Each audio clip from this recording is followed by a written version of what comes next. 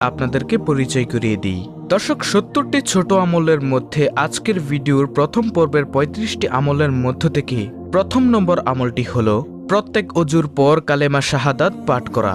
যেমন আশহাদু আল্লা ইলাহা ইল্লাল্লাহু ওয়াহদাহু লা শারীকা লাহু ওয়া আশহাদু আন্না মুহাম্মাদান আবদুহু ওয়া রাসূলুহু। এটি হলো কালেমা শাহাদাত। এতে জান্নাতের ৮টি দরজার যে কোনো একটি দরজা দিয়ে প্রবেশ করতে পারবেন। সহিহ মুসলিম শরীফের হাদিস নম্বর ২৩৪। তারপরে প্রিয় দর্শক, দ্বিতীয় নম্বর আমলটি হল প্রত্যেক ফরজ সালাত শেষে আয়াতুল কুরসি পাঠ করা। এতে মৃত্যুর সাথে সাথে জান্নাতে যেতে পারবেন। দলিল সহিহ নাসাই সিলসিলাহ সহিহ হাদিস নম্বর ৯৭২। তারপরে প্রিয় দর্শক, তৃতীয় নম্বর আমলটি হল প্রত্যেক ফরজ সালাত শেষে ৩৩ বার সুবহানাল্লাহ, ৩৩ বার আলহামদুলিল্লাহ, ৩৩ বার আল্লাহু আকবার এবং একবার লা ইলাহা ইল্লাল্লাহ